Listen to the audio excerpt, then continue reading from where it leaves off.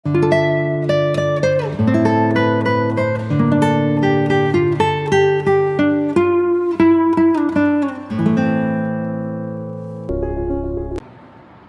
the Lord. Welcome to Sharon Bethel Boys episode B.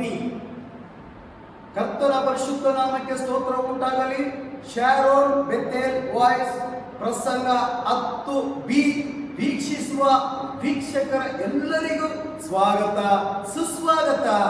దేవుని నామంకి మహిమ కలుగును గాక. షారోన్ బెతెల్ వాయిస్ లో ప్రసంగము 10B సెక్షన్ చూస్తున్న మీ అందరికి కూడా స్వాగతం సుస్వాగతం. Greetings to you all in the name of our Lord Jesus Christ, who is going to return so soon. ಅತಿ ಶೀಘ್ರದಲ್ಲಿ ಬರಲಿರುವ ಕರ್ತನಾದ ಯೇಸು ಕ್ರಿಸ್ತನ ನಾಮದಲ್ಲಿ ನಿಮ್ಮ ಎಲ್ಲರಿಗೂ ಶುಭಾಶಯಗಳು. అతి తొందరలో మన మధ్యకు తిరిగి రాబోతున్న యేసుక్రీస్తు నామములో మీ అందరికి కూడా శుభాశయాలు తెలియజేసుకుంటున్నాము. Today's our topic is the pillow became the pillar. ಈ ದಿನದ ಸಂದೇಶ ನಿಮ್ಮ ಬಳಿ ರವಾನಿಸಲಿಕ್ಕಿರುವ ವಿಷಯ ಏನಂತಂದರೆ ದಿಂಬು ಸ್ತಂಭವಾಗುತ್ತದೆ. సో ఈ రోజున మీతో పంచుకోబోతున్న ప్రసంగం యొక్క ముఖ్య ఉద్దేశం సారాంశం ఏమిటంటే తలగడగా చేసుకున్న తలగడ ఒక స్తంభముగా మారటం. And we would like to read a portion based on that from Genesis chapter 28 verse 11. ಈ ಶಿರೋನಾಮ ಅಥವಾ ಈ ವಿಷಯದ ಆಧಾರವಾಗಿ ನಾವು ಓದಲಿಕ್ಕಿರುವ ಒಂದು ವಾಕ್ಯ ಆದಿಕಾಂಡ 28ನೇ ಅಧ್ಯಾಯ 11ನೇ ವಾಕ್ಯ. ఈ తలగడ స్తంభంగా మారడం దీని యొక్క సారాంశము మన బైబిల్లో ఆదికాండము 28వ అధ్యాయం 11వ వచనంలో మనం చూస్తున్నాం. And he came to a certain place and stayed there that night, because the sun had set. Taking one of the stones of the place, he put it under his head and lay down in that place to sleep. 11ನೇ ವಾಕ್ಯ ಗಮನಿಸಿ. ಅವನು ಹೋಗುತ್ತಿರಲು ಒಂದು ಸ್ಥಳಕ್ಕೆ ಸೇರಿದಾಗ ಹೊತ್ತು ಮುಳುಗಿದ್ದರಿಂದ ಆ ರಾತ್ರಿ ಅಲ್ಲಿಯೇ ಇಳಿದುಕೊಂಡನು.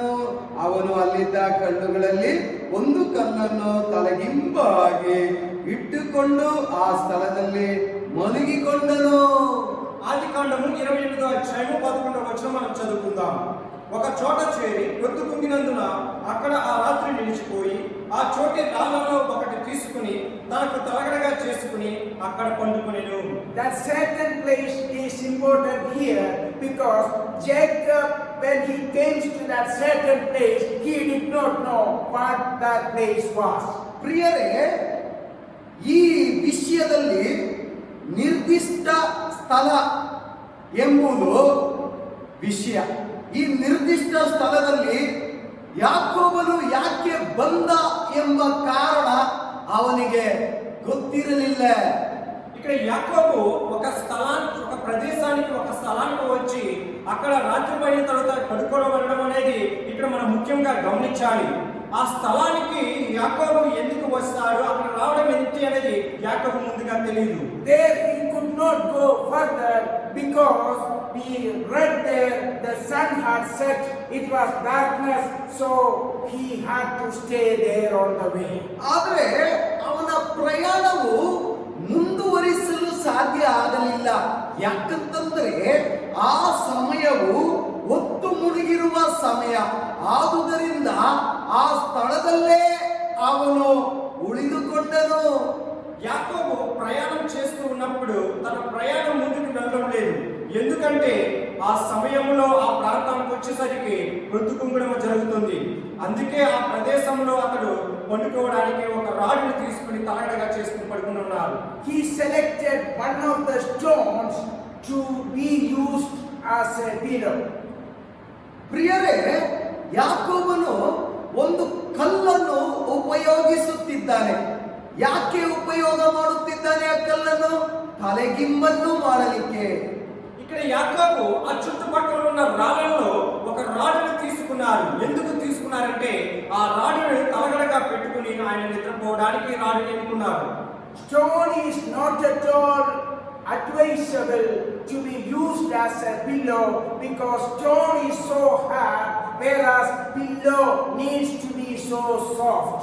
ಪ್ರಿಯರೇ, ಯಾರು ಕಲ್ಲನ್ನು ಉಪಯೋಗ ಮಾಡುವುದಿಲ್ಲ ತಲೆಗಿಂಬಾಗಿ ಇಟ್ಟುಕೊಳ್ಳಲು. ಯಾಕಂತಂದ್ರೆ ತಲೆಗಿಂಬು ಎನ್ನುವುದು ಮೃದುವಾಗಿ ಇರುವ ಒಂದು ವಸ್ತು ತಲೆ ಕೆಳಗೆ ನಾವು ಇಟ್ಟುಕೊಳ್ಳಲು. ಆದರೆ ಈ ವ್ಯಕ್ತಿ ಯಾಕೋಬನು ತಲೆಗಿಂಬುಗಾಗಿ ಅವನು ಕಲ್ಲನ್ನು ಉಪಯೋಗಿಸುತ್ತಿದ್ದಾನೆ. సహోదరులారా, ఎప్పుడు కూడా మనుషులు తలకేళ కింద ఎప్పుడు కూడా ఒక మెత్తని దూదిలాగా ఉండేదాన్ని ఎన్నుకుంటారు తప్ప ఒక రాళ్ళని కానీ గట్టిగా ఉండేదాన్ని ఎప్పుడు కూడా తల దగ్గర పెట్టుకుని పడుకోరు. కానీ ఇక్కడ ఒక ప్రణాళిక ప్రకారం అక్కడ యాకోబు ఏం చేస్తున్నారంటే ఒక రాడిని ఎన్నుకుని ఆ రాడిని తలగడగా చేసుకుని నిద్రపోతూ ఉన్నారు. I think it is for the first time for him to use the stone as a pillow, whereas he was using a good pillow in his house, and I think it was the first time for him to sleep outside his house from his comfort zone. ದೇವಜನರೇ, ಯಾಕೋಬನ ಮನೆಗಳಲ್ಲಿ ಮೃದುವಾದ ತಲೆಗಿಂಬನ್ನು ಅವನು ಉಪಯೋಗಿಸುತ್ತಾ ಬರುತ್ತಿರಬಹುದು. ಆದರೆ ಅವನು ಬಂದಿರುವ ನಿರ್ದಿಷ್ಟ ಸ್ಥಳದಲ್ಲಿ ಅವನ ಉಪಯೋಗಕ್ಕಾಗಿ ತಲೆಗಿಂಬಿಗಾಗಿ ಅವನು ಕಲ್ಲನ್ನು ಉಪಯೋಗಿಸುತ್ತಿದ್ದಾನೆ. ప్రియమైన సహోదరి సహోదరులారా, నేను అనుకున్న మాట ప్రకారం అయితే యాకోబు తన ఇంటి దగ్గర కానీ తన తల్లిదండ్రుల దగ్గర కానీ ఎప్పుడు కూడా ఇటువంటి రాళ్ళను తీసుకుని తల కిందగా పెట్టుకుని తలగడగా పెట్టుకుని పడుకోవడం అనేది జరిగి ఉండదు. ఎందుకంటే తాను ఎక్కడ ఉన్నా సరే రాజభోగంతో ఉండి తన తల్లి దగ్గర ఉండి ఆయన ఎప్పుడు కూడా మెత్తగా దూదుగా ఉండే తలగట్ట వాడి ఉంటారు. What did bring Jacob to this place? We know the reason when we read Genesis chapter 27 verse 41. ಪ್ರಿಯರೇ, ಈ ನಿರ್ದಿಷ್ಟ ಸ್ಥಳಕ್ಕೆ ಯಾಕೋಬನು ಬರಲು ಕಾರಣವೇನು? ಆ ಕಾರಣ ನೋಡಬೇಕಾಗಿದ್ದರೆ ನಾವು ಆದಿಕಾಂಡ 27ನೇ ಅಧ್ಯಾಯ 41ನೇ ವಾಕ್ಯದಲ್ಲಿ ಆ ಕಾರಣವನ್ನು ನೋಡಬಹುದು. అసలు ఎందుకు యాకోబు గారు ఈ పరిస్థితిలో ఉండి రాళ్ళని తలగడగా పెట్టుకున్నారు గల కారణం ఏంటంటే మనము ముందు అధ్యాయంలో ఆదికాండం 27వ అధ్యాయం 41వ వచనంలో ఆయన ఎందుకు ఈ ప్రాంతానికి వెళ్తున్నారనేది మనం చూడగలం. And he was zealous of his brother because he received his blessings, so he wanted to kill his brother. ಅವನ ಸಹೋದರನು ಏಸನ ಆಶೀರ್ವಾದವನ್ನು ಯಾಕೋಬನು ಪಡೆದಿರುವುದರಿಂದ ಅವನಿಗೆ ಕೋಪ ಉಂಟಾಗಿ ಯಾಕೋಬನನ್ನು ಹೇಗಾದರೂ ಕೊಲ್ಲಬೇಕೆಂಬ ಬಯಕೆ ಇಟ್ಟಿರುವುದರಿಂದ ಅವನು ಈ ಕಾರಣದಲ್ಲಿ ಸಿಲುಕಿಕೊಂಡನು. ఇక్కడ తన అన్నయ్య ఏసావు యొక్క ఆశీర్వాదములు ఇక్కడ తమ్ముడైన యాకోబు పొందుకోవడము, అదే విధంగా తల్లిదండ్రుల నుంచి మంచి ఆశీర్వాదం పొందుకోవడం ఇవన్నీ చూసి తన అన్నయ్య ఏసావు తమ్ముడిని చంపాలని ఒక ఆలోచనతో ఉన్నారు కనుక ఈ పరిస్థితిలో తనని అక్కడి నుంచి వెళ్లాల్సి వచ్చి ఉన్నది. And Jacob's parents made a plan to save Jacob, that we can read Genesis chapter 28 verse 2. ಆಗ ಯಾಕೋಬನ ಪೋಷಕರು ಈ ರೀತಿಯಾದ ಘಟನಾವಳಿಗಳು ನಡಿಬಾರದೆಂಬುದಕ್ಕಾಗಿ ಒಂದು ಯೋಜನೆಯನ್ನು ಹಾಕುತ್ತಾರೆ. ಆ ಯೋಜನೆಯ ಮೇರೆಗೆ ನಾವು ನೋಡುವುದಾದರೆ ಆದಿಕಾಂಡ 28ನೇ ಅಧ್ಯಾಯ 2ನೇ ವಾಕ್ಯದಲ್ಲಿ ಆ ಯೋಜನೆ ಏನೆಂಬುದು ನಾವು ನೋಡಬಲ್ಲೆ. సో ఎప్పుడైతే తన అన్న తమ్ముడిని చంపాలని చూస్తున్నారో తల్లిదండ్రులు ఆ తమ్ముడైన యాకోబును చిన్న కుమారుడైన యాకోబును రక్షించడానికి ఒక పథకము ఒక ప్లాన్ వేసి ఉన్నారు. అది మనము ఆదికాండం 28వ అధ్యాయం 2వ వచనంలో మనం చూస్తాం. As per the advice of his parents, without any hesitation, he was going to Padanaram, his uncle's house. ಪ್ರಿಯರೇ, ಪೋಷಕರ ಯೋಜನೆಯ ಮೇರೆಗೆ ಯಾವುದೇ ವಿರೋಧಕವಾದ ಮಾತುಗಳನ್ನು ಮಾತನಾಡದೆ, ಪ್ರಚೋದನಕಾರಿಯಾದ ಮಾತುಗಳನ್ನು ಮಾತನಾಡದೆ ಪದಾನ್ ಆರಾಮ್ ಎಂಬ ಸೋದರ ಮಾವನಿರುವ ಸ್ಥಳಕ್ಕೆ ಅವನು ಯಾಕೋಬನು ಹೊರಡಿ ಹೋಗುತ್ತಿದ್ದಾನೆ. తల్లిదండ్రులు చెప్పిన మాటను యాకోబు విని ఎటువంటి తిరిగి ప్రశ్నలు వేయకుండా తన తల్లిదండ్రులు చెప్పిన ప్రాంతములకు, ఆ ప్రాంతము పదానారాములో తన మామగారైన లాబాను కలుసుకోవడానికి ఇక్కడ యాకోబు బయలుదేరి ఉన్నారు. Here we can see an obeying son Jacob. He accepted the advice of his parents and he was going to Padanara. ಪ್ರಿಯರೇ, ಗಮನಿಸಿ, ಇಲ್ಲಿ ಪೋಷಕರಿಗೆ ವಿಧಿಯನಾದ ಮಗನನ್ನು ಕಾಣಬಹುದು. ಪೋಷಕರ ಮಾತಿಗೆ ವಿಧಿಯನಾಗಿ ಅವರು ಪದನ್ ಆರಾಮ್ ಎಂಬ ಸ್ಥಳಕ್ಕೆ ಹೊರಡಿ ಹೋಗುತ್ತಿದ್ದಾರೆ. ప్రియమైన సహోదరి సహోదరులారా, ఇక్కడ యాకోబులో తల్లిదండ్రులకు విధేయుడైన కుమారుని మనం చూస్తూ ఉన్నాం. తల్లిదండ్రులు చెప్పిన మాట ప్రకారం ఆయన విని ఆయన పదానారాముల ప్రాంతానికి బయలుదేరి ఉన్నారు. First the parents told them to go to Padanara. Jacob accepted that. Second, he was told not to marry any Canaanite woman. He has to marry the girls from his uncle's children. So he agreed and he was going according to the plan of his parents. ನೋಡಿ, ಯಾಕೋಬನ ಗುಣ ಲಕ್ಷಣಗಳು ಏನೆಂಬುದು ನಾವಿಲ್ಲಿ ನೋಡಬಹುದು. ಮೊದಲನೇದು, ಪೋಷಕರ ಮಾತಿಗೆ ವಿಧೇಯನಾಗಿ ಪದಾನ್ ಆರಾಮ್ ಎಂಬ ಸ್ಥಳಕ್ಕೆ ಹೊರಡಿ ಹೋಗುತ್ತಾನೆ. ನಂತರ ಎರಡನೇದು, ಅವರ ಮಾತಿಗೆ ವಿಧೇಯನಾಗಿ ಅವನು ಏನು ಮಾಡುತ್ತಾನಂದ್ರೆ ಕಾನಾನಿಯರ ಹೆಣ್ಣು ಮಕ್ಕಳನ್ನು ಮದುವೆ ಆಗಬಾರದು ಎಂಬ ಹೇಳಿರುವ ಮಾತು. ನಂತರ ಲಾಬಾನ್ ಎಂಬ ಸೋದರ ಮಾವನ ಮಗಳನ್ನು ಮದುವೆ ಆಗಬೇಕೆಂಬ ಎರಡನೇ ಮಾತನ್ನು ಅವರು ವಿಧಿಯನಾಗಿ ಆ ಮಾತುಗಳಿಗೆ ಕಿವಿಗೊಟ್ಟು ಅವರು ಹೊರಡಿ ಹೋಗುವುದು. ఇక్కడ యాకోబులో మనము రెండు మంచి గుణ లక్షణాలు మనం చూస్తూ ఉన్నాము. మొదటిది, తన తల్లిదండ్రుల మాటకు విధేయుడై ఉండి తల్లిదండ్రులు చెప్పిన మాట ప్రకారం చేయడము. అదే విధంగా రెండవది, తన తండ్రికి ఇష్టం కాని కానాను కుమార్తెలను పెళ్లి చేసుకోకూడదు అనేది ఒక నిబంధన తండ్రికి ఉంది కనుక ఆ కుమార్తెలు ఎవరిని పెళ్లి చేసుకోకుండా ఉండడము. అదే విధముగా తన తల్లి సహోదరుడు మేనమామైన లాబాను కుమార్తెలను పెళ్లి చేసుకోవాలని చెప్పిన నిబంధన ప్రకారము ఆయన మాట కట్టుబడి వెళ్ళడం అనేది మనం చూస్తూ ఉన్నాము. When the younger son was obedient to his parents, his younger brother Esau, he disobeyed his parents, knowing that his parents did not want the Canaanite women to be married. He went to marry the Canaanite woman itself. ಪ್ರಿಯರೇ, ಯಾಕೋಬನು ಪೋಷಕರಿಗೆ ವಿಧಿಯನಾದನು, ಆದರೆ ಏಸಾವನು ಪೋಷಕರಿಗೆ ಅವಿಧಿಯನಾದನು. ಆದರೆ ಅವರ ಪೋಷಕರು ಹೇಳಿರುವ ಮಾತು ಕಾನಾನಿಯರ ಹೆಣ್ಮಕ್ಕಳನ್ನು ಮದುವೆ ಆಗಬಾರದು ಎಂಬ ಮಾತು. ಆದರೆ ಏಸಾವನು ಆ ಮಾತನ್ನು ಕೇಳಲಿಲ್ಲ. ಆ ಮಾತನ್ನು ಕೇಳದೆ ಕಾನಾನಿಯರ ಹೆಣ್ಮಕ್ಕಳನ್ನು ಅವರು ಮದುವೆಯಾಗಲು ಹೊರಡಿ ಹೋದರು. చిన్న కుమారుడైన యాకోబు తల్లిదండ్రుల మాట విని శ్రద్ధగా వారి చెప్పిన ప్రకారం చేస్తూ ఉన్నప్పుడు పెద్ద కుమారుడైన ఏసావు తన తండ్రికి ఇష్టం కాని కానాను కుమార్తెలను పెళ్లి చేసుకోకూడదు అనేది ఇష్టం కానిది అది విని ఖచ్చితంగా వారిని పెళ్లి చేసుకోవాలని కానాను వారిని కుమార్తెలను వివాహం చేసుకోవడం మనం చూస్తూ ఉన్నాము. The word of God says, children, obey your parents. We can see two different groups of people in this world. One group of people obeying the commandment of the Lord, and the other group obeying the commandment of Satan. ದೇವರ ವಾಕ್ಯ ಈ ರೀತಿಯಾಗಿದೆ, ಮಕ್ಕಳೇ ಪೋಷಕರಿಗೆ ವಿಧಿಯರಾಗರಿ ಎಂಬ ಮಾತು. ಆದರೆ ಈ ಭೂಲೋಕದಲ್ಲಿ ಎರಡು ಗುಂಪಿನ ಜನಗಳನ್ನು ನಾವು ನೋಡಬಹುದು.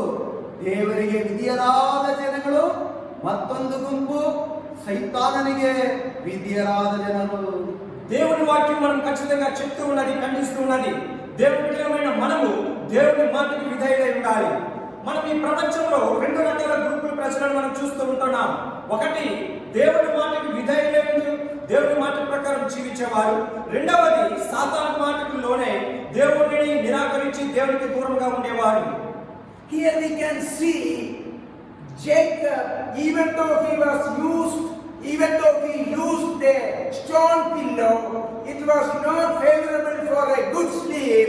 He slept and he had a good dream and he had a very good experience ದೇವಜನರೇ, ನಾವು ಇಲ್ಲಿ ಯಾಕೋಬನ ಅನುಭವವನ್ನು ನೋಡುವಾಗ, ಯಾಕೋಬನು ನಿರ್ದಿಷ್ಟ ಸ್ಥಳದಲ್ಲಿ ಅವನು ಕಲ್ಲನ್ನು ತೆಗೆದಿಟ್ಟು ತಲೆಗಿಂಬಾಗಿ ಇಟ್ಟು ಒಳ್ಳೆ ನಿದ್ರೆ ಬರದೇ ಇರುವ ಆ ಪರಿಸ್ಥಿತಿಯಲ್ಲಿ ಅವನಿಗೆ ಒಳ್ಳೆ ನಿದ್ದೆಗೆ ಜಾರುತ್ತಿದ್ದಾನೆ. ಅದು ಮಾತ್ರವಲ್ಲ, ಒಳ್ಳೆ ಕನಸನ್ನು ಸಹ ಕಾಣುತ್ತಿದ್ದಾನೆ.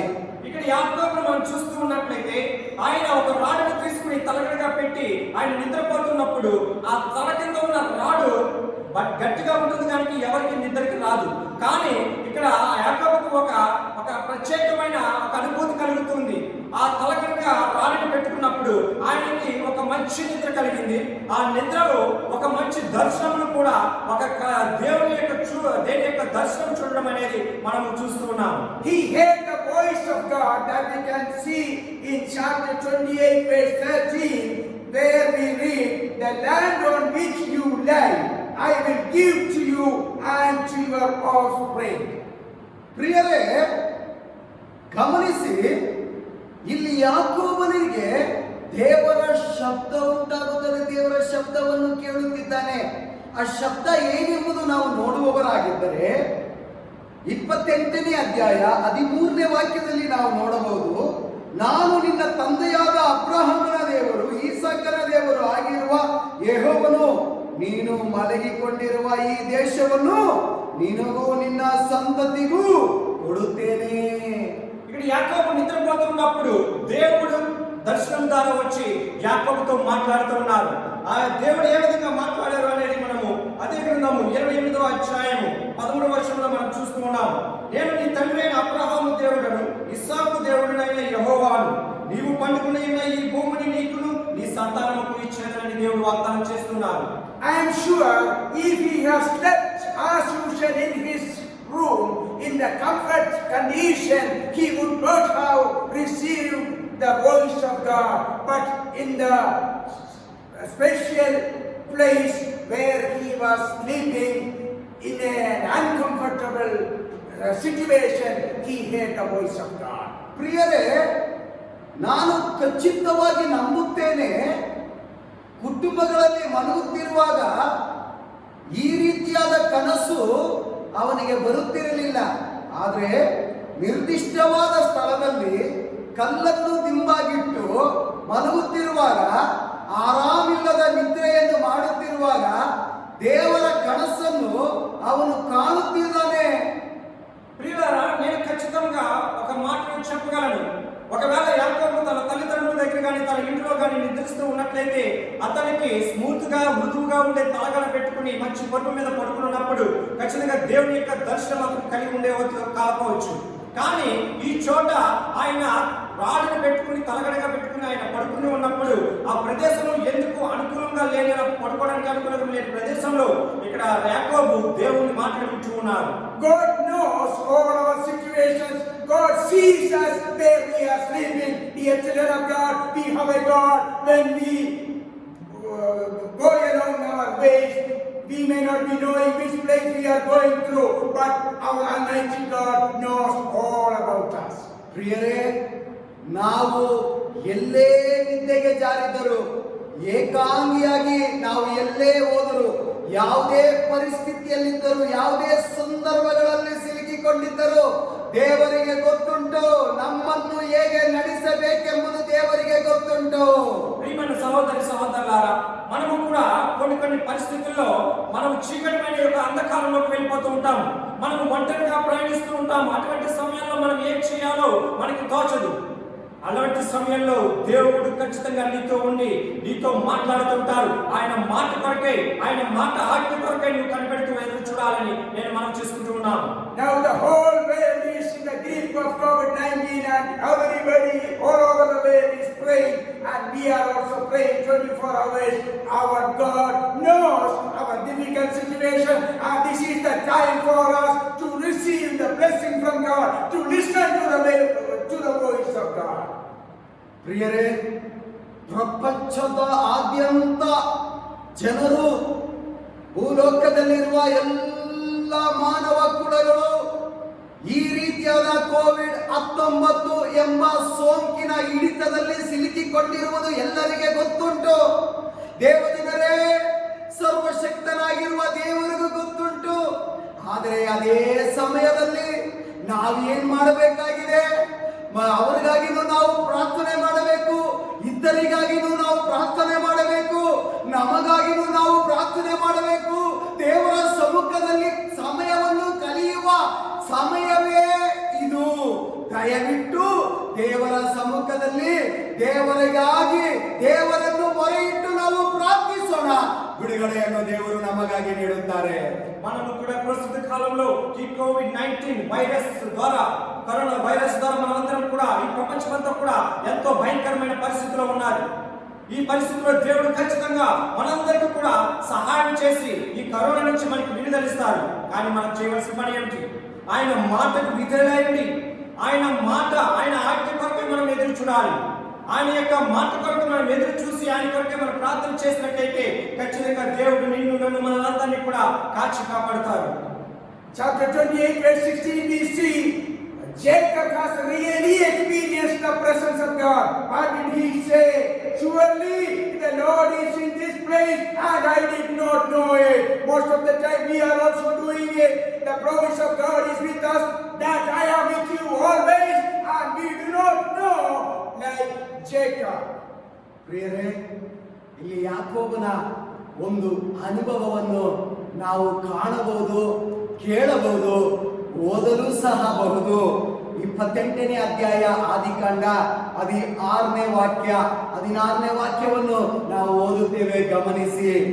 ಯಾಕೋಬನು ನಿದ್ದೆಯಿಂದ ಎಚ್ಚೆತ್ತು, ನಿಜವಾಗಿ ಯೆಹೋವನು ಈ ಸ್ಥಳದಲ್ಲಿ ಇದ್ದಾನೆ ಎಂಬ ಮಾತನ್ನು ಹೇಳುತ್ತಿದ್ದಾನೆ. ಪ್ರಿಯರೇ, ನಾವು ಎಷ್ಟೋ ಸಾರಿ ನಮ್ಮ ಮಧ್ಯದಲ್ಲಿ ದೇವರು ಇದ್ದಾನೆ ಎಂಬ ಶಬ್ದವನ್ನು ಕೇಳಿ, ವಾಕ್ಯವನ್ನು ಕೇಳಿದರೂ ಸಹ ನಾವು ಮರೆತು ನನ್ನೊಂದಿಗೆ ಯಾರಿದ್ದಾರೆ, ನನಗೆ ಸಹಾಯ ಮಾಡಲು ಯಾರಿದ್ದಾರೆ ಎಂಬ ಪ್ರಶ್ನೆಯನ್ನು ಪ್ರಶ್ನಿಸುತ್ತಾ ಇರುವ ಸಮಯಗಳು ಉಂಟು ತಾನೆ.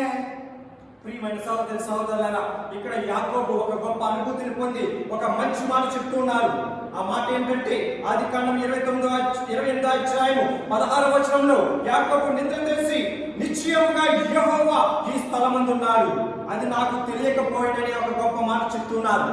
అదే విధముగా మన కష్ట సమయాల్లో దేవుడు మనతో ఉండి మనతో మాట్లాడి మనం ముందుకు నడిపిస్తూ ఉంటారు. కానీ మనం తెలుసుకోలేము, అయ్యో ఎవరు నాకు తోడుగా, ఎవరు నాకు సహాయం చేస్తారు అని మనకు దేవుడిని అడుగుతుంటాం. కానీ దేవుడు చెప్పిన వాగ్దానం ఏంటంటే, నేను నీకు తోడుగా ఉండి నీకు నీ సహాయం చేస్తానని దేవుడు వాక్యం మనతో మాట్లాడుతూ ఉన్నది.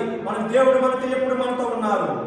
28:17 he says, how awesome is this place. Dear children of God, experience the presence of God is so awesome, and he is so confident. He says that this is none other than the house of God, and this is the gate of heaven, because he is seeing the angels coming up and down with a ladder. And in this uncomfortable situation, we are connected to God, and this is the time for us to feel the presence of God. ಪ್ರಿಯರೇ, 17ನೇ ವಾಕ್ಯ, ಅದು ನನಗೆ ತಿಳಿಯದೆ ಹೋಯಿತು ಅಂದುಕೊಂಡು ಭಯಪಟ್ಟವನಾಗಿ, ಈ ಸ್ಥಳವು ಎಷ್ಟು ಭಯಂಕರವಾದದ್ದು, ಇದು ದೇವರ ಮನೆಯ ಹೊರತು ಬೇರೆಯಲ್ಲ, ಇದು ಪರಲೋಕದ ಬಾಗಿಲೆಂದು ಹೇಳಿದನು. ದೇವಜನರೇ, ಆ ಸಮಯಗಳಲ್ಲಿ ಅವನು ಕಾಣುತ್ತಿರುವ ದರ್ಶನ ಏನು? ದೇವದೂತರು ಹತ್ತುತ್ತಾ ಇಳಿಯುತ್ತಾ ಪರಲೋಕದ ಕಡೆಗೆ ಹತ್ತುತ್ತಾ ಇಳಿಯುತ್ತಾ ಇರುವ ದರ್ಶನವನ್ನು ಕಂಡನು. ಈ ರೀತಿಯಾದ ಅನುಭವವನ್ನು ಅವನಿಗೆ ಉಂಟಾಯಿತು. ಅದೇ ರೀತಿಯಾದ ಅನುಭವವು ನಮ್ಮ ಜೀವಿತದಲ್ಲಿ ಉಂಟಾಗಬೇಕು. ದೇವರ ಸಾನ್ನಿಧ್ಯಕ್ಕೆ ನಾವು ಹೋಗಲು ಬರಲು, ದೇವರ ಸಾನ್ನಿಧ್ಯವನ್ನು ಅನುಭವಿಸುವವರಾಗಿ ನಾವು ಕಾಣಲ್ಪಡಬೇಕು. ప్రియమైన సహోదరి సహోదరులారా, యాకోబు మరో ఈ విధంగా మాట్లాడుతున్నారు. 17వ వచనంలో, ఆ స్థలం వెంటనే భయపడి, ఈ స్థలం ఎంతో భయంకరము, ఇది దేవుడి మందిరమే కానీ వేరొకటి కాదు, ఇది పరలోక గమని అని అనెను. ఎందుకంటే అతను కనిన కలలో దేవదూతలు భూమికి ఆకాశంలో నిచ్చెన వేయబడి ఉండడం, ఆ నిచ్చెన మధ్యలో దేవదూతలు భూమికి ఆకాశంలో మధ్యలో వెళ్తూ ఉండడం, దేవుడు వచ్చి ఆత్మతో మాట్లాడడం చూస్తున్నాం. అదే విధంగా మన జీవితాలను కూడా ఎన్నో భయంకరమైన పరిస్థితుల్లో దేవుడు మనతో ఉండి మనతో మాట్లాడుతుంటారు. కానీ మనం దేవుడిని గమనించము. ఎవరు సహాయం చేస్తారని మనం లోకం వైపు తిరుగుతుంటాం. ప్రియమైన సహోదరి సహోదరులారా, దేవుడు ఎప్పుడు కూడా మనతో ఉంటారు. ఆయన మాట కొరకే మనం ఎప్పుడు ఎదురు చూస్తూ ఆయన కొరకే మనం కనిపెట్టి ప్రార్థన చేద్దాం. In chapter 28 verses 18 and 19 we can see Jacob, he is doing some extra things in his life that he has never done in his life earlier. What did he do? Early in the morning Jacob took the stone that he had put under his head and set it up for a pillar and poured oil on the top of it. He called the name of that place Bethel, but the name of the city was Luz at the first. ಪ್ರಿಯರೇ, ಇಲ್ಲಿ ಯಾಕೋಬನು ಒಂದು ಕೆಲಸವನ್ನು ಮಾಡುತ್ತಿದ್ದಾನೆ. ಆ ಕೆಲಸ ಏನೆಂಬುದು ನಾವು ನೋಡೋಣ. 18 ಮತ್ತು 19ನೇ ವಾಕ್ಯದಲ್ಲಿ ನಾವು ನೋಡಬಹುದು. ಒತ್ತಾರೆ, ಅವನು ಎದ್ದಾಗ ತಾನು ತಲಗಿಂಬಿಗೆ ಇಟ್ಟುಕೊಂಡಿದ್ದ ಕಲ್ಲನ್ನು ಕಂಬವಾಗಿ ನಿಲ್ಲಿಸಿ ಅದರ ತುದಿಯಲ್ಲಿ ಎಣ್ಣೆ ಒಯ್ದನು. ಆ ಸ್ಥಳಕ್ಕೆ ಬೆತ್ತೇಲ್ ಎಂದು ಹೆಸರಿಟ್ಟನು. ಅಲ್ಲಿರುವ ಊರಿಗೆ ಮೊದಲು ಲೂಜ್ ಎಂದು ಹೆಸರಿತ್ತು. ಲೂಜ್ ಎಂಬ ಹೆಸರಿದ್ದ ಆ ಸ್ಥಳವನ್ನು ಇವನು ಬೆತ್ತೇಲ್ ಎಂಬ ಹೆಸರಿಟ್ಟು ಆ ಸ್ಥಳವನ್ನು ದೇವರಿಗಾಗಿ ಅವನು ಆ ಸ್ಥಳವನ್ನು ಮಾರ್ಪಡಿಸಿದನು. ಅದೇ ರೀತಿಯಾಗಿ ಪ್ರಿಯರೇ, ನಾವು ಕೆಲವು ಸಮಯಗಳಲ್ಲಿ ದೇವರ ಕಡೆಗೆ ತಿರುಗಬೇಕು, ನಮ್ಮ ಹೃದಯಗಳನ್ನು ಮಾರ್ಪಡಿಸಬೇಕು. 18, 19, 20 వచనాల్లో యాకోబు అంత ముందుగా చేయని ఒక అద్భుతమైన కార్యం ఆయన చేస్తూ ఉన్నారు. అతను ఏం చేస్తున్నారంటే, తెల్లవారినప్పుడు యాకోబు లేచి తన తలగడ చేసుకున్న రాయిని తీసి స్తంభముగా నిలబెట్టి దాని కొన మీద నూనె పోసాడు. నూనె పోసిన తర్వాత ఆ స్థలమునకు బేతేలు అని పేరు పెట్టాడు. అంతకు ముందు ఆ ఊరి పేరు లూజు, కానీ అక్కడ యాకోబు ఆ స్థలమునకు బేతేలు అని పేరు పెడుతున్నారు. అదే విధంగా దేవుడు మన జీవితంలో, నీ జీవితంలో, నా జీవితంలోని అనేక కార్యక్రమాలు చేసి గొప్ప మేలు చేస్తున్నారు. కానీ మనం దేవుడికి చింతనం లేదు. మన దేవుడి మహిమను గుర్తుపరచుకుని మనం హృదయాలను మార్పు చెందుకుందాం. The status of the stone is changing now. Before that stone was lying on the ground, then it became the pillow. Then now he is using that pillow, pouring the oil on it, and he is taking a decision that he is going to. He called the name of the place. He set it up for a pillar. Dear children of God, how the stone is changed and it is turning to different stages. This is the way God is using us, changing us, but through difficult situation, not in comfort zone. ಪ್ರಿಯರೇ, ನೀವು ಗಮನಿಸಿ, ಮೊದಲನೇದು ಕಲ್ಲು ನೆಲದಲ್ಲಿ ಇತ್ತು. ಕಲ್ಲಿನ ಸ್ಥಾನ ಹೇಗೆ ಮಾರ್ಪಡುತ್ತಿದೆ ಎಂಬುದು ನೀವು ನೋಡಿ. ಕಲ್ಲು ನೆಲದಲ್ಲಿತ್ತು. ಒಂದಕ್ಕೂ ಪ್ರಯೋಜನ ಆಗದೆ ಇರುವ ಕಲ್ಲನ್ನು, ಎರಡನೇದು ಯಾಕೋಬನು ಆ ಕಲ್ಲನ್ನು ತಂದು ತಲೆಗಿಂಬಾಗಿ ಇಟ್ಟುಕೊಳ್ಳುತ್ತಿದ್ದಾನೆ. ನಂತರ ಮೂರನೇದು, ಆ ಕಲ್ಲನ್ನು ಇವನು ತೆಗೆದುಕೊಂಡು ಬಂದು ಕಲ್ಲನ್ನು ಇಟ್ಟು ಸ್ತಂಭವಾಗಿ ಇಡುವುದು. ನಾಲ್ಕನೇದು, ಆ ಕಲ್ಲಿನ ಮೇಲೆ ಎಣ್ಣೆಯನ್ನು ಉಯ್ಯುತ್ತಿದ್ದಾನೆ. ನಂತರ ಆ ಕಲ್ಲಿಗೆ ಸ್ಥಾನಮಾನವನ್ನು ನೀಡುತ್ತಾನೆ. ಈ ಸ್ಥಳದಲ್ಲಿ ದೇವಾಲಯವನ್ನು ಕಟ್ಟಬೇಕೆಂಬುದು. ప్రియమైన సహోదరి సహోదరులారా, ఇక్కడ మనం రాయిని చూసినట్లయితే మొదట రాయి ఒక నేల మీద పడి ఉన్నది. తర్వాత ఆ రాయి యొక్క స్థానము యాకోబుకు తలగడైనది. ఆ తర్వాత ఆ రాయి యొక్క స్థానము తలగడ నుంచి ఒక స్తంభముగా అయినది. స్తంభమైన తర్వాత దాని మీద నూనె పోసి అక్కడ ఒక దేవాలయంగా నిర్మించడం జరిగి ఉన్నది. అదే విధంగా దేవుడు మన జీవితాలను కూడా ఎందుకు పనికిరాని వారి మనలను ఒక ఉన్నత స్థానంలోకి మన జీవితాన్ని మార్చుకుంటూ ఈ స్థానాన్ని తీసుకుని వచ్చిన్నారు. అవన్నీ కూడా మనం మర్చిపోతూ ఉన్నాం. మనం ఎప్పుడు కూడా దేవుడికి ఇంపార్టెంట్ చేసి ఆయన యొక్క చేసిన మేలును మనం జ్ఞాపకం చేసుకుని ఆయన ఎప్పుడు కూడా మనం స్తుతించి ఆరాధించాలి. Why the situation is changed? Because he had a good fellowship with God, and that is the reason he did not have to say about the pain he had over the head while he was placing his head on the pillow. Dear children of God, when we experience the fellowship of God, we forget all our sorrowful situation, and we can only say about God, and we always think about worshiping God. Now Jacob is preparing to build a house of God to worship, and the place is changed from Luz to Bethel. New name is given. Everything is new now. ಪ್ರಿಯರೇ, ಒಂದು ವಿಷಯವನ್ನು ಗಮನಿಸಿ. ಕಲ್ಲಿನ ಮೇಲೆ ನಿದ್ದೆಗೆ ಜಾರಿರುವ ಯಾಕೋಬನ ಸಂಪರ್ಕ ದೇವರೊಂದಿಗೆ ಚೆನ್ನಾಗಿತ್ತು. ಆದರೆ ದೇವರ ಅನುಮತಿ ನೋಡಿ, ಕಲ್ಲಿನ ಮೇಲೆ ಇವನು ತಲೆಗಿಂಬಾಗಿಟ್ಟು ಕಲ್ಲಿನ ಮೇಲೆ ನಿದ್ದೆ ಮಾಡಬೇಕೆಂಬುದು. ಆದರೆ ಕಲ್ಲಿನ ಮೇಲೆ ನಿದ್ದೆ ಮಾಡಬೇಕಾದ್ರೆ ಇವನಿಗೆ ತಲೆನೋವು ಉಂಟಾಗಿರಬಹುದು.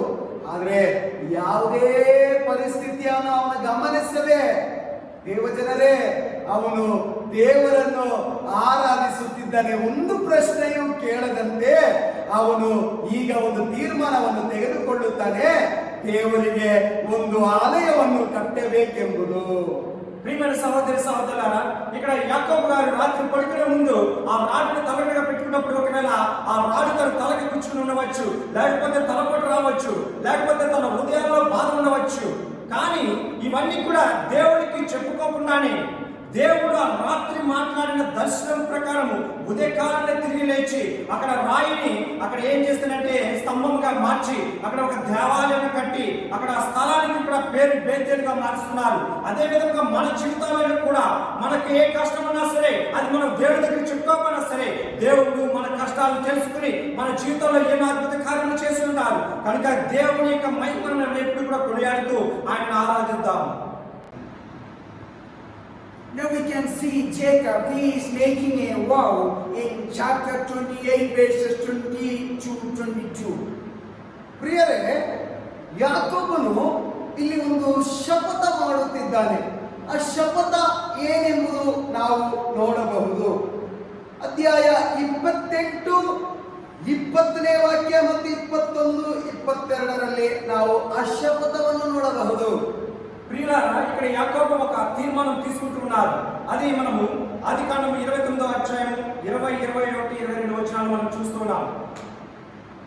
We can see the opinion of Jacob about God when we read the vow here.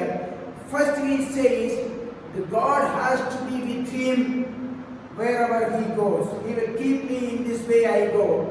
Then God has to provide him with the bread and also clothing to wear. Then when he goes to father's house, God should be with him throughout his journey. If God helps him while coming back, he will build a house to worship there. And also he takes a decision that he will give tithe from all what God gives him. ಬೇರೆ ಯಾಕೋಬನು ಒಂದು ಶಪಥವನ್ನು ಮಾಡುತ್ತಾನೆ. ಅಲ್ಲಿ ಯಾಕೋಬನು ಒಂದು ಆಯ್ಕೆಯನ್ನು ಮಾಡಿಕೊಳ್ಳುತ್ತಾನೆ. ಅದು ಏನು ಎಂಬುದು ನೋಡುವುದಾದರೆ ಅವನು ಹೇಳುತ್ತಿರುವುದು ಮೊದಲನೇದು, ದೇವರು ನನ್ನ ಸಂಗಡ ಇರಬೇಕೆಂಬುದು. ನಂತರ ಮಾರ್ಗದಲ್ಲಿ ನನ್ನನ್ನು ಕಾಪಾಡಬೇಕು ಎಂಬುದು. ಮೂರನೇದು, ತಿನ್ನುವುದಕ್ಕೆ ಆಹಾರವನ್ನು, ಉಡುವುದಕ್ಕೆ ವಸ್ತ್ರವನ್ನು ಕೊಡಬೇಕು ಎಂಬುದು. ನಾಲ್ಕನೇದು, ತಿರುಗಿ ನನ್ನನ್ನು ತಂದೆಯ ಮನೆಗೆ ಸುರಕ್ಷಿತವಾಗಿ ಬರಮಾಡಬೇಕು ಎಂಬುದು. ಐದನೇದು, ನಂತರ ಅವನು ಮಾಡುತ್ತಿರುವ ಈ ಶಪಥದ ಆಯ್ಕೆಯಲ್ಲಿ ಈ ಆಯ್ಕೆ ಒಂದು ಏನೆಂಬುದಾದರೆ, ಎಲ್ಲ ಆಸ್ತಿಯಲ್ಲಿ 10ರಲ್ಲಿ 1 ಪಾಲನ್ನು ನಿನಗೆ ಸಮರ್ಪಿಸುವನು ಎಂಬ ఈ శపథಗಳು. ఇక్కడ యాకోబు తీసుకున్న ఆ మంచి నిర్ణయాలు, ఆ నిర్ణయాలు ఏంటి అనేది మనం చూస్తూ ఉన్నాము. 20, 21, 22 అందులో యాకోబు తన తల్లిదండ్రుల మాటకి విధేయుడై వారు అప్పచెప్పిన పని నిమిత్తమై అతను వెళ్తూ ఉన్నప్పుడు దేవుడు ఆ మార్గమన్నింటిలో కూడా అతనికి సహాయం చేసేలాగా, తినడానికి కట్టుకోవడానికి బట్టలు ఇవన్నీ కూడా వారి దారి మార్గంలో ఏర్పాటు చేసి యాకోబుకు సహాయం చేసేలాగా, అదేవిధంగా మళ్ళా ఆయన తిరిగి వచ్చేటప్పుడు అక్కడ ఆ రాయిగా చేసిన వాటిని స్తంభంగా నిలబెట్టిన అక్కడ దేవుని యొక్క మందిరం ఏర్పాటు చేసి అక్కడ మంచి ఆలయం నిర్మించాలని, అదే విధంగా తనకి వచ్చే ప్రతి ఫలాలను ప్రతి దాంట్లో కూడా 10వ భాగము 10వ భాగము దేవునికి కానుకగా ఇవ్వాలి అనేది ఒక మంచి తీర్మానంగా యాకోబు గారు తీసుకున్నామని మనం చూస్తున్నాం. When we read chapter 29 verses 1 through 9, we can see the events that Jacob was going through till he reached Padan-aram. ಪ್ರಿಯರೇ, ಯಾಕೋಬನು ಹೋಗುತ್ತಿರುವ ಮಾರ್ಗದಲ್ಲಿ ಅವನ ಎಲ್ಲ ಕಾರ್ಯಕ್ರಮಗಳು, ನಂತರ ಅವನು ಹೋಗಿ ಪದಾನ್ ಅರಾಮ್ ಎಂಬ ಸ್ಥಳಕ್ಕೆ ಸೇರುವ ತನಕ ಎಲ್ಲ ವಿಷಯಗಳು 29ನೇ ಅಧ್ಯಾಯ 9ನೇ ವಾಕ್ಯವರೆಗೂ 1ರಿಂದ 9ನೇ ವಾಕ್ಯವರೆಗೂ ಬರೆಯಲ್ಪಟ್ಟಿದೆ. ఎప్పుడైతే యాకోబు తీర్మానం తీసుకుని ఒక మంచి తీర్మానం తీసుకుని బయలుదేరినారు, ఆయన తన తల్లిదండ్రులు చెప్పిన పదనారాంలో ఆ ప్రాంతానికి వెళ్ళడానికి మధ్యలో ఆయన ప్రయాణించిన ప్రతిదీ కూడా 29వ అధ్యాయము మనము 1 నుంచి 9 వచనాలు మనం చూస్తూ ఉన్నాం. Jacob did not know exactly the exact location of his uncle's house, but as per the promise, God was with him and he guided him. While he reached Padan-aram, we can see God sent the daughter of Laban there itself. ಪ್ರಿಯರೇ, ಈ ಯಾಕೋಬನು ಹೋಗುತ್ತಿರುವ ಮಾರ್ಗವು ಅವನಿಗೆ ಗೊತ್ತಾಗಲಿಲ್ಲ. ಸೋದರ ಮಾವ ಲಾಬಾನನ ಮನೆಗೆ ಅವನಿಗೆ ಗೊತ್ತಾಗುತ್ತಿಲ್ಲ. ಆದರೆ ಅವನು ಹೋಗುತ್ತಿರುವ ಎಲ್ಲ ಮಾರ್ಗದಲ್ಲೂ ದೇವರು ಅವನೊಂದಿಗಿದ್ದು ಪದಾನ್ ಅರಾಮ್ ಎಂಬ ಸ್ಥಳಕ್ಕೆ ಸೇರುವ ತನಕ ದೇವರು ಅವನೊಂದಿಗಿದ್ದರು. ಆ ಸ್ಥಳದಲ್ಲಿ ಸೇರಿದ ಮೇಲೆ ಅವನಿಗೆ ಅವನನ್ನು ಸ್ವೀಕರಿಸಲು ಅವರ ಮಾವನ ಮಗಳು ಅವನಿಗೆ ಬಂದಿದ್ದನ್ನು ನಾವು ಕಾಣಬಹುದು. ఇక్కడ యాకోబుకి పద్నారాము అనేది ఎక్కడ ఉన్నది, ఎంత దూరంలో ఉన్నది అనేది కూడా తెలియదు. అదేవిధంగా 16వ తన మామయ్య లాబాను ఇల్లు ఎక్కడో తెలియదు, వారి కుమార్తెలు ఎవరో తెలియదు. కానీ దేవుడి యొక్క కృప ఈ యాకోబుకు తోడుగా ఉండడం వలన ఆ పట్టణానికి ముందుగా వెళ్తూ ఉన్నప్పుడు వెంటనే అక్కడ లాబాను యొక్క కుమార్తె ఎదురుగా రావడము, మనము రాహేలు రావడం అనేది మనం 9వ వచనంలో మనం చూస్తున్నాం. This is the way God guides his people to reach the destination. ನಾವು ತಲುಪಬೇಕಾಗಿರುವ ಸ್ಥಳದಲ್ಲಿ ಹೇಗೆ ತಲುಪಬೇಕು ಎಂಬುದು ದೇವರಿಗೆ ಗೊತ್ತುಂಟು. ದೇವರು ಸರಿಯಾದ ಮಾರ್ಗದಲ್ಲಿ ತಕ್ಕ ಸಮಯದಲ್ಲಿ ಸರಿಯಾದ ಸ್ಥಳಕ್ಕೆ ನಮ್ಮನ್ನು ದೇವರ ಕೃಪೆಯಿಂದ ಸೇರಿಸುವುದು. మనము తెలియని పరిస్థితుల్లో మన ప్రాంతానికి వెళుతూ ఉన్నప్పుడు దేవుడు మనకి తోడుగా ఉండి మనల్ని గమ్యస్థానానికి చేస్తాడు. అది కన్ఫర్మ్ చేయడానికి ఇక్కడ యేసుప్రభు దేవుడు ఇక్కడ యాకోబుకి సహాయంగా రాబేలును పంపించడం మనం చూస్తున్నాం. Chapter 29 verse 11 we can see Jacob watered the flock of Laban, and 29:15 to 20 we can see Laban welcomes Jacob to his family. ದೇವಜನರೇ, 11ನೇ ವಾಕ್ಯದಲ್ಲಿ ಅವನು ರಾಹೇಲಿಗೆ ಮುದ್ದಿಟ್ಟು ಅದನ್ನು ನಾವು ನೋಡಬಹುದು. ನಂತರ 12ನೇ ವಾಕ್ಯದಲ್ಲಿ ಸೋದರ ಮಾವನು ಅವನನ್ನು ಸ್ವೀಕರಿಸುವುದನ್ನು ನೋಡಬಹುದು. సో మనం 11వ వచనంలో అక్కడ తన కుమార్తె అయిన రాహేలు లాబానుకు పరిచయం చేయడము, లాబాను వచ్చి తన చెల్లి యొక్క కుమారుడైన యాకోబును ముందు పెట్టుకోవడం మనం చూస్తున్నాం. అదేవిధంగా 15 నుంచి 20 వరకు వారి కుటుంబం దగ్గరికి తీసుకువెళ్ళి వారి ఇంట్లోకి తీసుకువెళ్ళి వారందరూ కూడా యాకోబును ఆహ్వానించడం అనేది మనం చదువుతున్నాం. And we can see 7 years Jacob served his uncle for marrying Leah first, then Sarah another 7 years, then another 7 years he was there, and all about around 21 years he was there with Laban. ಪ್ರಿಯರೇ, 7 ವರ್ಷಗಳ ಕಾಲ ಲಾಬಾನೊಂದಿಗೆ ಯಾಕೋಬನು ಈ ರೀತಿಯಾಗಿ ಸೇವಕನಾಗಿದ್ದ.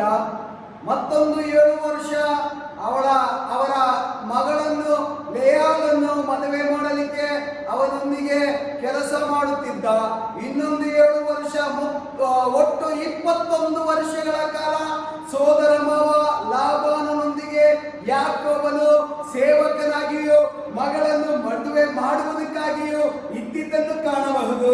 ప్రియమైన సహోదరి సహోదరులారా, ఇక్కడ యాకోబు తన మామ దగ్గర 7 సంవత్సరములు తన కుమార్తెను పెళ్లి చేసుకోవడానికి, రాహేలును పెళ్లి చేసుకోవడానికి ఒక దాసుడిగా వాళ్ళ దగ్గర పనిచేస్తున్నారు. తన కుమార్తెకు, చిన్న కుమార్తె కొరకు పెద్ద కుమార్తె నుంచి పెళ్లి చేయడము, మరలా చిన్న కుమార్తె కొరకే మరలా 7 సంవత్సరాల నుండి మరలా అక్కడ దాసుడిగా పనిచేయడము, ఆ తర్వాత మరొక 7 సంవత్సరాలు తన దగ్గర ఉండి 21 సంవత్సరములు అక్కడ తన మామయ్య అయిన లాబాను దగ్గర ఇక్కడ యాకోబు దాసుడిగా ఉండి పనిచేయడం అనేది మనం చూస్తున్నాం. Chapter 30 verse 27 we can hear a good testimony of Laban about Jacob. He is telling that I have learned by divination that the Lord has blessed me because of you.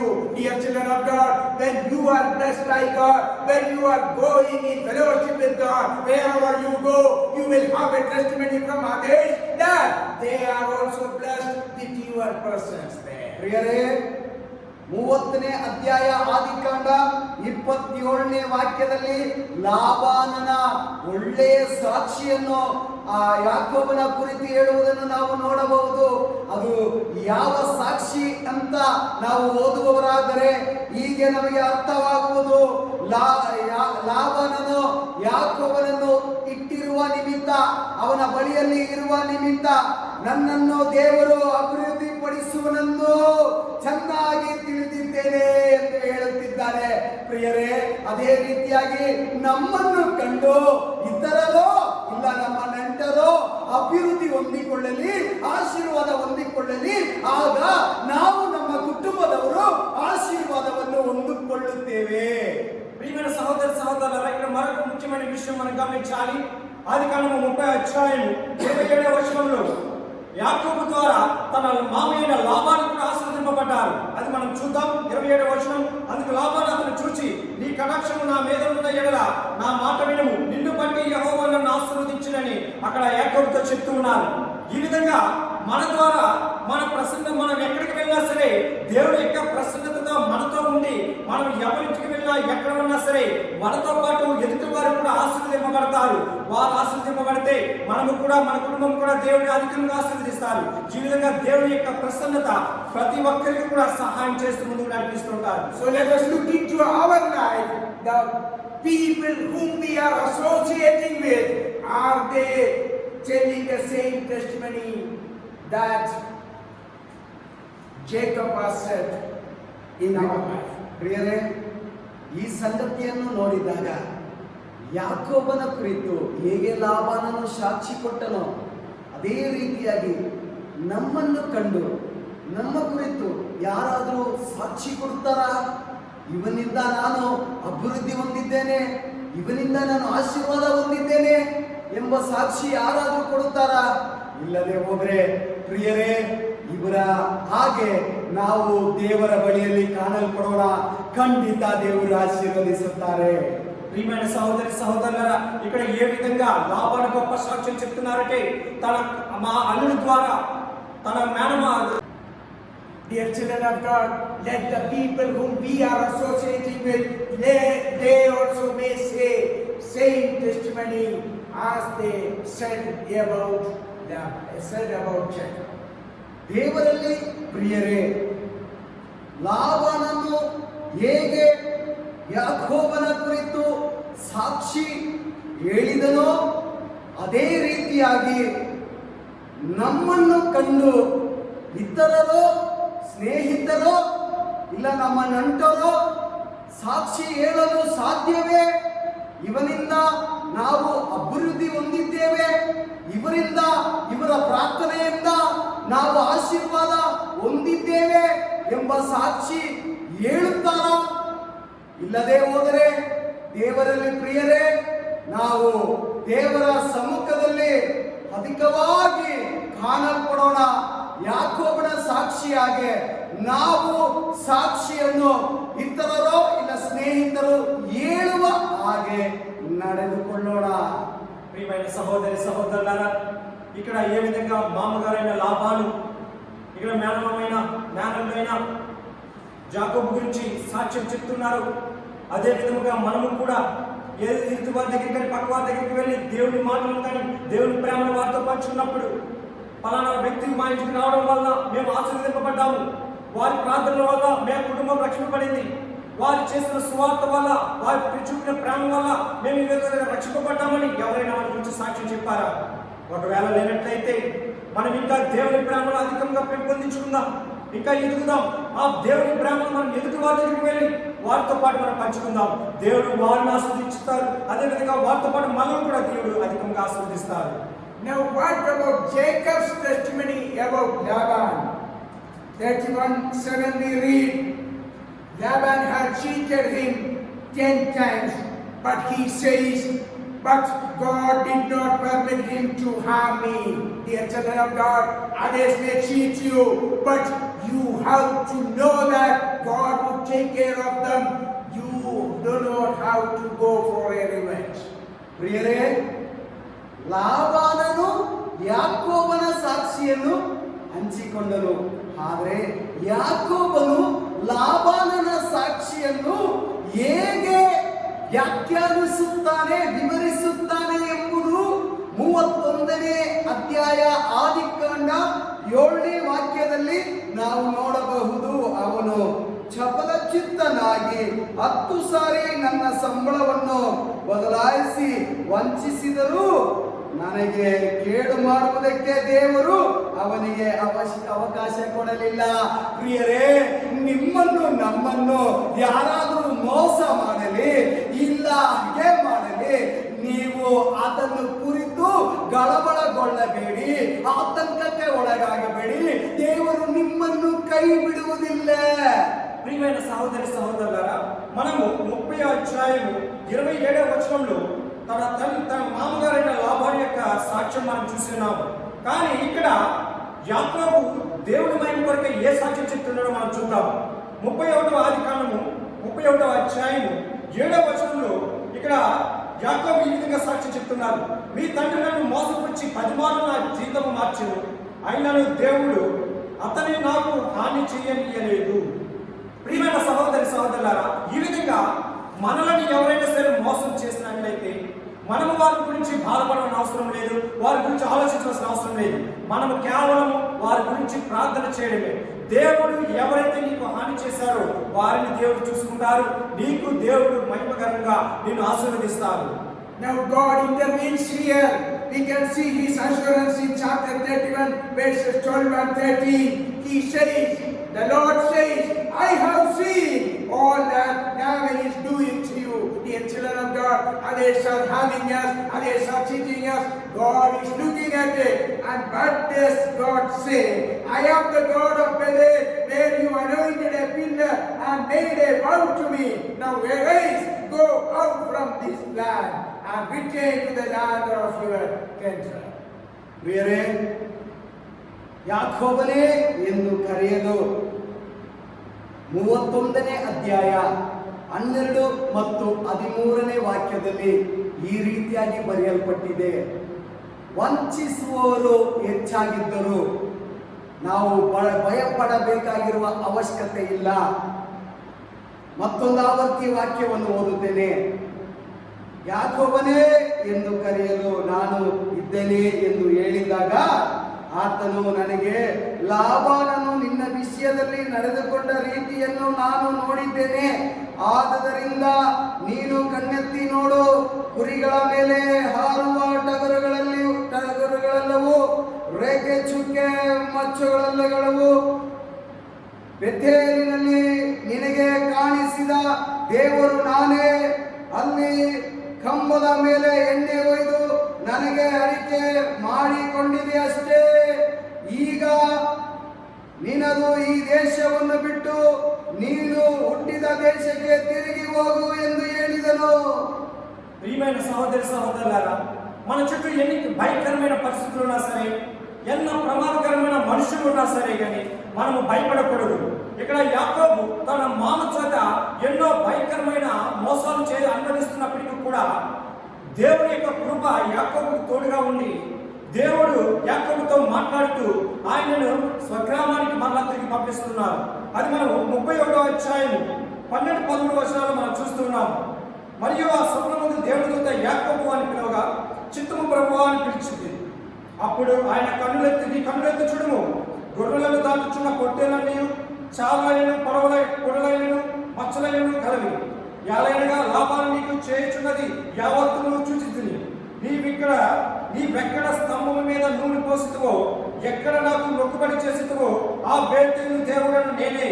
ఇప్పుడు నీవు లేచి నీ దేశంలో నుండి బయలుదేరి నీవు పుట్టిన దేశంలోకి తిరిగి వెళ్ళమని యాకోబుతో దేవుడు చెప్పాడు. We can again see Jacob's obedience in chapter 31 verses 17 and 18. When God said, "Arise and go," we read here, Jacob arose and set his sons and his wives on camels. He drove away all his livestock, all his property that he had gained, the livestock in his possession that he had acquired in Paddan-aram, to go to the land of Canaan to his father Isaac. Dear children of God, he came alone, but now he is going with great possession and family. This is the promise God has fulfilled in his life. ಪ್ರಿಯರೇ, ದೇವರು ಹೇಳಿರುವ ಮಾತಿಗೆ ವಿಧೇಯನಾಗಿರುವ ಯಾಕೋಬನನ್ನು ನಾವು ಮತ್ತೊಂದಾವರ್ತಿ 31ನೇ ಅಧ್ಯಾಯ ಆದಿಕಾಂಡ 17 ಮತ್ತು 18ನೇ ವಾಕ್ಯದಲ್ಲಿ ನಾವು ನೋಡಬಹುದು. ಆಗ ಯಾಕೋಬನು ತನ್ನ ಮಕ್ಕಳನ್ನು ಹೆಂಡತಿಯರನ್ನು ಒಂಟೆಗಳ ಮೇಲೆ ಹತ್ತಿಸಿ ತಾನು ಗಳಿಸಿಕೊಂಡಿದ್ದ ಎಲ್ಲ ಆಸ್ತಿಯನ್ನು ಪದಾನ್-ಅರಾಮ್ ದೇಶದಲ್ಲಿ ಸಂಪಾದಿಸಿಕೊಂಡಿದ್ದ ಎಲ್ಲ ಪಶುಗಳನ್ನು ತೆಗೆದುಕೊಂಡು ಕಾನಾನ್ ದೇಶಕ್ಕೆ ತನ್ನ ತಂದೆಯಾದ ಇಸಾಕನ ಬಳಿಗೆ ಹೋಗುವುದಕ್ಕೆ ಹೊರಟನು. ಪ್ರಿಯರೇ, ಅವರಿಗಿರುವ ಆ ಸ್ವಭಾವ ಒಬ್ಬಂಟಿಯಾಗಿ ಬಂದ, ಏಕಾಂಗಿಯಾಗಿ ಬಂದ. ಆದರೆ ಈಗ ಅವನಿಗಿರುವ ಎಲ್ಲ ಆಸ್ತಿಗಳನ್ನು ತೆಗೆದುಕೊಂಡು ಮತ್ತೊಂದಾವರ್ತಿ ಇಸಾಕನ ಬಳಿಗೆ ಹೋಗುತ್ತಿರುವುದನ್ನು ನಾವು ಕಾಣಬಹುದು. ప్రియమైన సహోదరులారా, ఎప్పుడైతే దేవుడు యాకోబుతో మాట్లాడి ఈ స్వగ్రామానికి వెళ్ళమని చెప్పినారో అక్కడ యాకోబు మరలా దేవుడి మాటలు విధేయమైనది మనం చూస్తూ ఉన్నాం.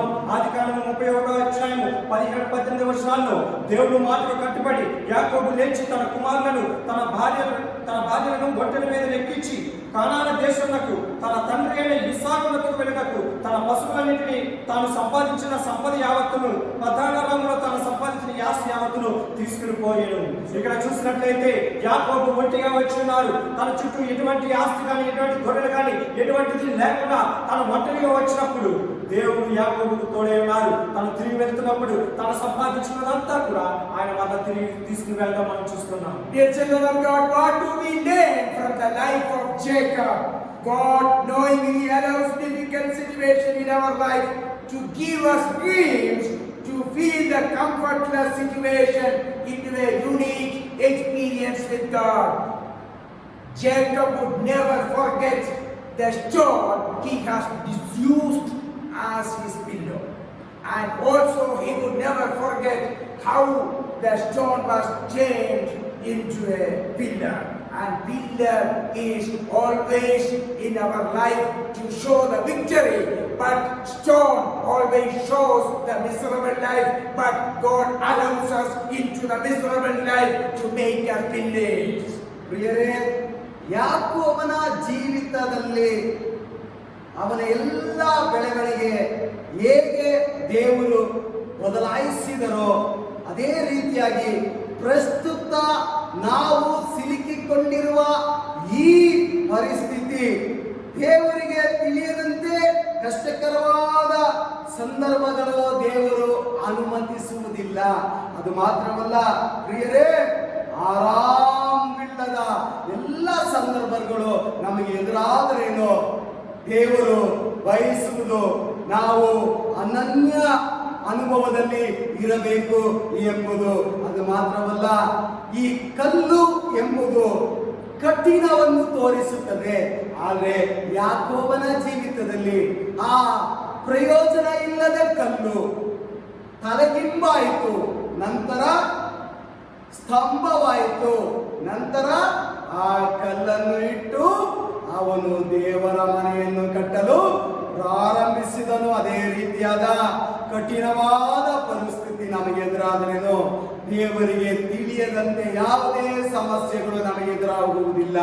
ಪ್ರಿಯರೇ, ದೇವರು ಖಂಡಿತ ನಮ್ಮನ್ನು ನಡೆಸುವರು, ನಮ್ಮನ್ನು ಆಶೀರ್ವದಿಸುವರು.